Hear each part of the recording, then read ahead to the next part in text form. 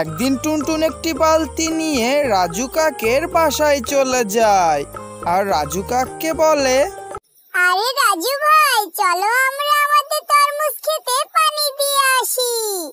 আরে টুনটুন, তুই দেখিস আমার তরমুজগুলো অনেক পাকা আর মিষ্টি হবে। আরে রাজু ভাই, যে খুব ভালো কষ্ট করবে তার ফল তো আসলে ভালোই হবে। এরপর টুনটুন আর রাজু কাক তাদের জমিতে পানি দেওয়ার জন্য বের হয়ে যায়। এরপর টুনটুন তার তরমুজ খেতে পানি দিতে থাকে। আরে রাজু ভাই, তুমি তোমার খেতে পানি দিয়ে দাও। এ দেখো, আমিও আমার তরমুজ খেতে পানি দিচ্ছি। আরে আমি তো এখনো সকালে নাস্তা করিনি, আমি আগে নাস্তা করব, তারপরে এই তরমুজ খেতে পানি দিব। আরে টুনি, তুমি দেখো আমার রাজু তরমুজটাই সুন্দর আর মিষ্টি হবে। আরে কাকুলি, আমার তো আমার বাচ্চার উপর পুরোপুরি ভরসা আছে। ও তো অনেক পরিশ্রমী, তাই ওর পরিশ্রমের ফল অনেক মিষ্টি হবে।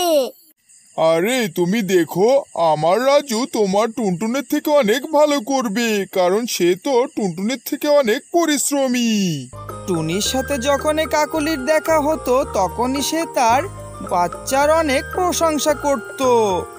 এরপর রাজু উড়তে উড়তে একটি জঙ্গলে এসে দাঁড়ায় আর সেখানে কিছু দানা পেয়ে খেতে থাকে। আরে এখন তো অনেক দুপুর হয়ে গেছে আর আমার পেটটাও তো ভরে গেছে। এই রোদে আমি তরমুজ খেতে তো পানি দিতে পারবো না, আমি এখন একটু ঘুমিয়ে নি। এরপর রাজু গাছের ডালে বাতাসে একটু ঘুমিয়ে নেয়। আরে আজকে যদি এই রাজু ভাইয়ের কাছে পানি না পাই, তাহলে গাছটা আজকে শুকিয়ে যাবে। আরে টুনটুন বন্ধু, তুমি আমাকে একটু পানি দাও। কালকে ওই রাজু কাকা আমাকে কোনো পানি দেয়নি, তুমি পানি না দিলে আমি তো মরেই যাব। আরে গাছ ভাই, তুমি কোনো চিন্তা করো না, আমি থাকতে তোমাকে শুকাতে দেব না। এরপর টুনটুন নদীর ধারে পানি আনতে যায়। আরে রাজু কাকির বাচ্চা, তোর গাছটি ওখানে রোদে পুড়ে মরে যাচ্ছে আর তুই এখানে ঘুমাচ্ছিস। আরে আমি তো এক্ষুনি যাচ্ছিলাম। আরে রাজু, তোমার আর মিথ্যে কথা বলার দরকার নেই। আজ আমি তোমার গাছে পানি দিয়ে দিচ্ছি, আর কাল পানি তুমি নিজে নিজে দিয়ে দিও। এরপর টুনটুন রাজু তরমুজ খেতে পানি দিয়ে দেয় আর সন্ধ্যা হতে না হতেই রাজু কাক তার বাড়িতে চলে যায় আর তার মাকে বলে, হা হা হা, মা তুমি কি জানো আজকেও ওই টুনটুন আমার গাছে পানি দিয়ে দিয়েছে। হা হা হা, আরে বাবা তুমি তো অনেক চালাক, তুমি তো সকল কাজ ওই টুনটুনকে দিয়ে করিয়ে নাও। আরে মা, সকল কাজ টুনটুন করবে আর শেষে আমি জিতে যাব। আর মা দেখো, আমার তরমুজ অনেক বড় হবে আর ভিতরে অনেক লালও হবে। আরে রাজু বাবা, তুমি এটাও খেয়াল রেখো সবার সামনে যাতে আমার বেইজ্জতি না হয়ে যায়। আরে মা, সেটা তো সময় এলেই বোঝা যাবে, আর তুমি আমার পরে ভরসা রেখো, আমার তরমুজটি লাল আর মিষ্টি হবে। এরপর টুনটুন যখন তার গাছে পানি দিত তখন সে পাশে থাকা শুকনো রাজুর গাছটি দেখে অনেক কষ্ট পেত আর তখন সে অনেক দুঃখী হয়ে যেত। আরে বন্ধু, আমাকে পানি দাও আমাকে, আমি তো শুকিয়ে যাচ্ছি। আরে ওই গাছটি তো আজই শুকিয়ে যাচ্ছে, আমি তাড়াতাড়ি করে আমার গাছে পানি দিয়ে ওই গাছে পানি দিয়ে দিই। এরপর টুনটুন পানি আনার জন্য নদীতে চলে যায়। এরপর সেখানে রাজু চলে আসে। আরে রাজু, তুমি কখনো আমাকে ঠিকমতো পানি দাও না, সবসময় টুনটুন আমাকে পানি দেয়। এভাবে শয়তানি করে কেউ কখনো বড় হতে পারে না।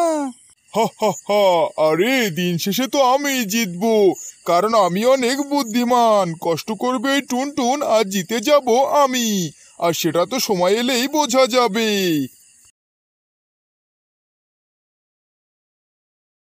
এরপর মৌসুম বদলে যায় আর তরমুজগুলো বড় হয়ে যায়। টুনটুন তখন তার মাকে বলে, আরে মা, এখন তো তরমুজগুলো বড় হয়ে গেছে, চলো আমরা দেখে আসি কার তরমুজটি লাল হয়েছে। আরে টুনটুন সোনা, আমি বনের সকলকে ডেকে নিয়ে আসি, এরপর তোদের দুজনে তরমুজ কেটে দেখা হবে কার তরমুজগুলো বেশি মিষ্টি আর লাল হয়েছে। টুনির বনের সকল পাখিকে ডেকে নিয়ে আসে আর সেখানে কাকলি আর রাজুও উপস্থিত হয়। আরে দেখো দেখো, আমার ছেলে তরমুজটা কত বড়। আরে আগে তরমুজগুলো তো কাটা হোক, এরপরে না দেখা যাবে কার তরমুজটি ভালো হয়েছে। এরপর রাজু তার তরমুজটি কেটে ফেলে আর দেখে তার ভিতরে সাদা হয়ে আছে আর তরমুজটা অপরিপক্ক। আরে রাজু, তুই এটা কি করলি? সবার সামনে তো আমার মান সম্মান থাকলোই না। আরে মা, ওই টুনটুন তো সবসময় আমার খেতে পানি দিত, তাই এটা কেমন করে হলো? আরে রাজু, তুমি তো জানো না শুধু পানি দিলেই হয় না, সব কাজে পরিশ্রম করতে হয় সৎভাবে। এরপর টুনটুন তার তরমুজটি কেটে ফেলে আর সবাই সেই তরমুজটি দেখে অবাক হয়ে যায়, কারণ ওই তরমুজটি খুবই সুন্দর লাল আর মিষ্টি হয়। আরে রাজু, তুমি এটা জেনে রেখো যে পরিশ্রমের ফল সব সময় মিষ্টি হয়, কখনো কাজে ফাঁকি দিতে হয় না। আমার প্রিয় ছোট্ট বন্ধুরা, ভিডিওটি ভালো লাগলে ভিডিওটিতে একটি লাইক দিয়ে চ্যানেলটিকে সাবস্ক্রাইব করে দাও। তোমাদের একটি লাইক আর সাবস্ক্রাইব আমাদের পরবর্তী ভিডিও বানাতে উৎসাহ করে।